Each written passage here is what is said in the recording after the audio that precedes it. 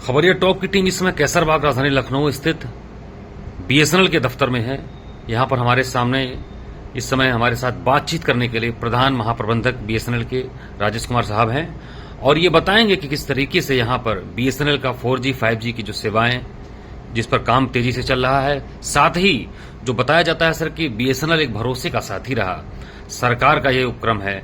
तो ऐसे में बीच में जो बीएसएनएल के साथ जो भी अप्स डाउन हुए, इसके बाद इस दीपावली के मौके पर क्या नई सुविधाएं राजधानी लखनऊ के साथ साथ प्रदेश में, और क्यों आदमी बीएसएनएल चुने, सर इस पर थोड़ा सा हमारे व्यूवर्स को, हमारे सब्सक्राइबर्स को सर बताएं प्लीज। सर जी नमस्कार।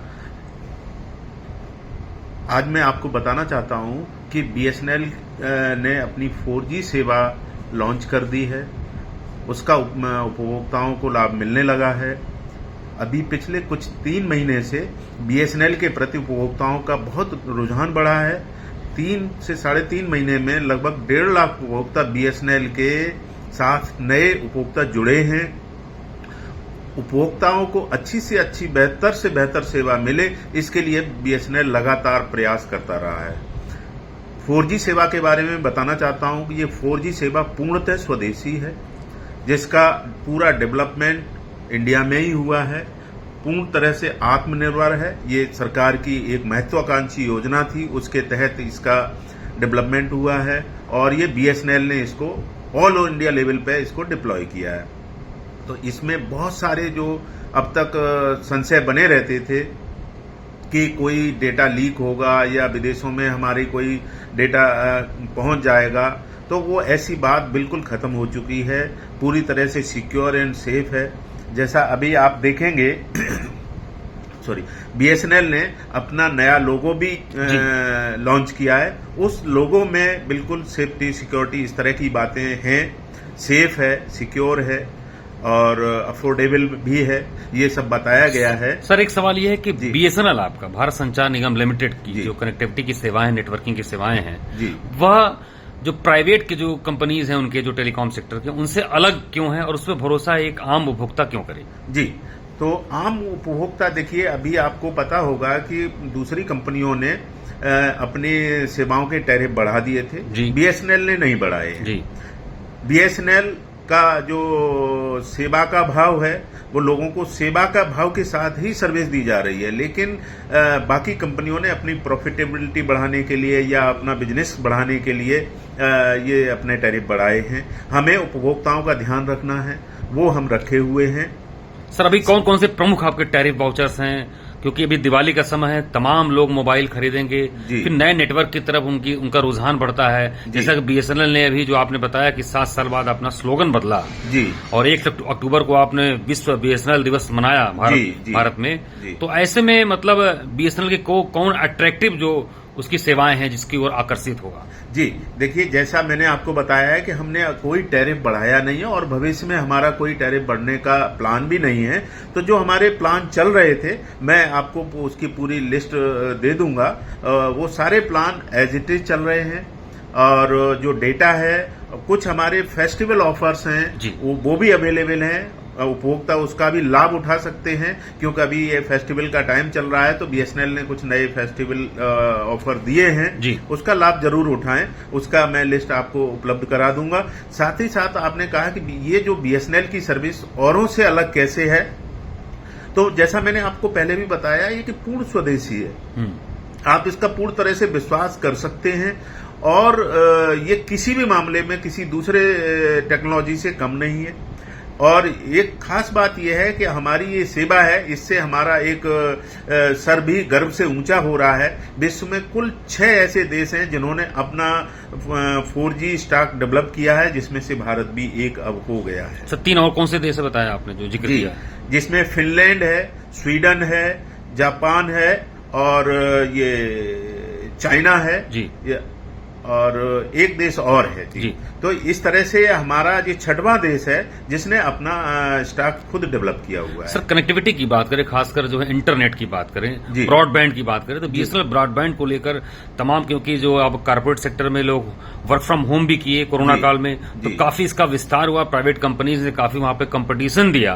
तो ऐसे में सर बीएसएनएल ब्रॉडबैंड नेटवर्किंग को लेकर, और उसके बाद दूसरा सवाल, आखिरी सवाल मेरा होगा कि ग्रामीण क्षेत्रों में खासकर दूर दराज या पहाड़ी इलाकों में बताते हैं कि बीएसएनएल की सेवाएं कहीं न कहीं फेल नेटवर्क की समस्या आती है। सर, इस पर दोनों मेरे सवाल, बीएसएनएल ब्रॉडबैंड और दूर दराज और ग्रामीण या फिर पहाड़ों के क्षेत्रों में बीएसएनएल की क्या स्थिति हो सकती है? मैं दोनों सवालों का जवाब देता हूं।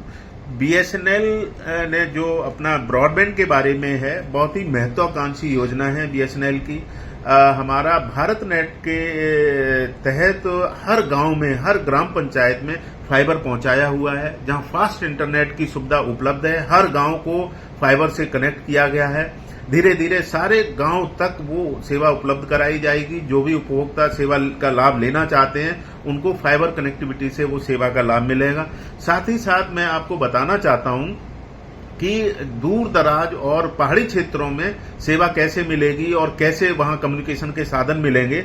तो जो 4G की सेवा है हमारी, इसमें कई तरह के प्लान हैं बीएसएनएल के, जिसमें एक सैचुरेशन प्रोजेक्ट है, जहां किसी ने अब तक कोई ध्यान नहीं दिया था। किसी भी टेलीकॉम कंपनी का, टीएसपी का कोई नेटवर्क नहीं था, तो भारत सरकार के प्रोग्राम के तहत वहां पर सेवाएं दी जा रही हैं। दूसरा, एक जो खास बात यह है कि बीएसएनएल के पास 700 मेगाहर्ट्ज का जो स्पेक्ट्रम है, उस स्पेक्ट्रम की खास बात यह है कि हर कोने तक, दूर दराज रूरल एरिया में हमारा सिग्नल उपलब्ध होगा, और ऐसा कोई भी क्षेत्र या कोई भी एरिया नहीं होगा जहां बीएसएनएल की 4G सेवाएं न पहुंच पाएं। अभी मैं उदाहरण के तौर पर आपको बताना चाहता हूं कि 700 मेगाहर्ट्ज की जो बैंड है, उससे कम्युनिकेशन हमारा लगभग 5 किलोमीटर तक कवरेज देता है, जबकि और जो बैंड होते हैं उनमें 1 किलोमीटर से ज्यादा उसकी कवरेज नहीं हो पाती है।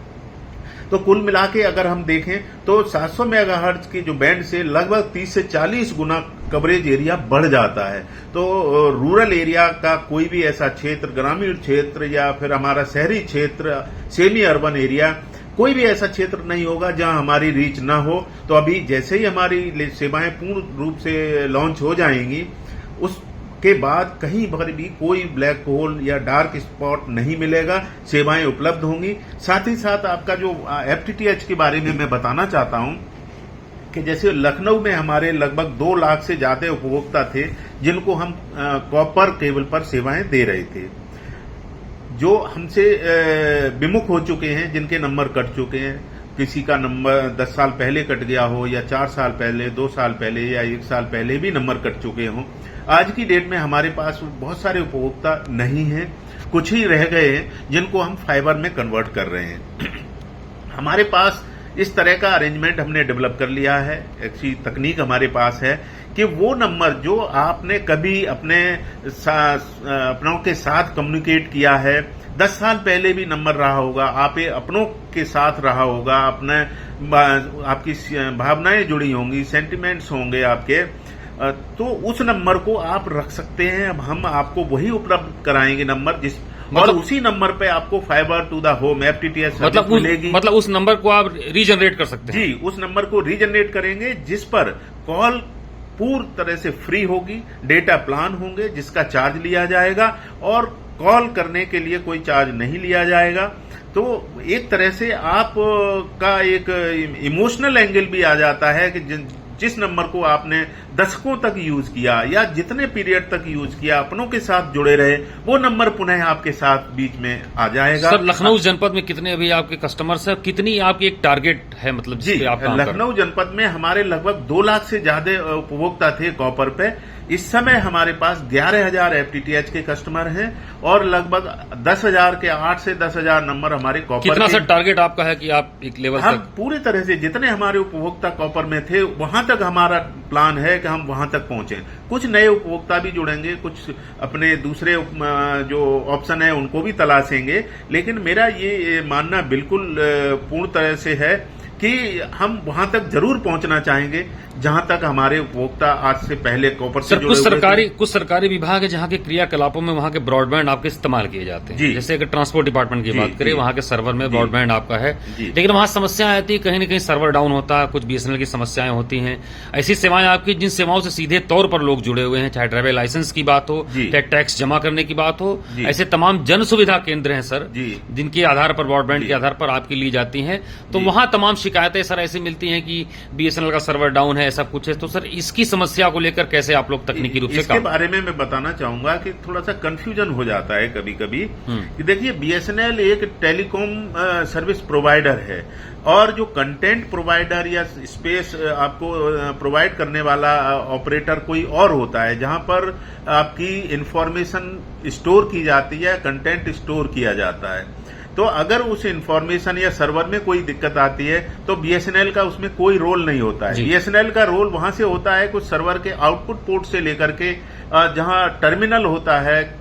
मान लीजिए कि आपका सर्वर है दिल्ली में और जो टर्मिनल है लखनऊ के किसी एक ऑफिस में जी, तो लखनऊ के उस ऑफिस से लेकर सर्वर तक जो कम्युनिकेशन होगा उसकी कम्युनिकेशन की गारंटी बीएसएनएल लेता है। कभी कभी ये होता है कि वहां सर्वर एंड पे प्रॉब्लम आ जाए तो वो हमारे कंट्रोल से बाहर होती है। कोशिश हमारी ये है कि वो कम्युनिकेशन चैनल में कोई प्रॉब्लम ना आए। हमने काफी हद तक उसमें सुधार किया है, पूर्णतः स्पीड मिलती है और आपको पूरी तरह से सेवा जो आप लेना चाहते हैं, जो एप्लीकेशन यूज कर रहे हैं, वो बखूबी यूज कर पाए, इस बात की सर नेटवर्क की समस्या को लेकर कोई आपने इस तरीके से कोई हेल्पलाइन नंबर आपके जारी किए गए हैं बीएसएनएल की तरफ? नेटवर्क के लिए हमारे पास जो कॉल सेंटर के नंबर हैं उन पे आप कभी भी डायल करें, हमेशा मिल जाएंगे। वैसे ही हमारे एफटीटीएच के लिए भी एक नंबर जारी किया है 1800-4444, एक ऐसा नंबर है जिस पर आपको राउंड द क्लॉक हर जानकारी उपलब्ध। ये टोल फ्री नंबर है सर? ये टोल फ्री नंबर है, हर जानकारी उपलब्ध होगी।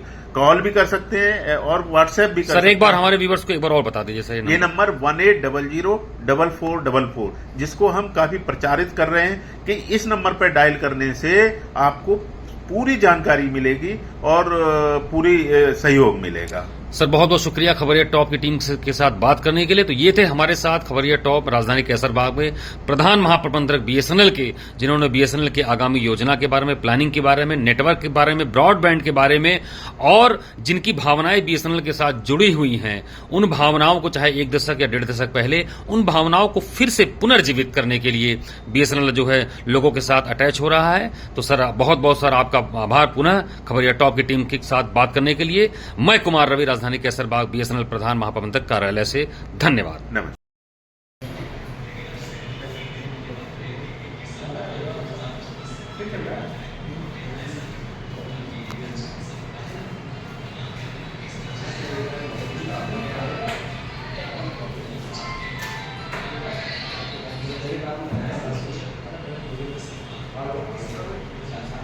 अभी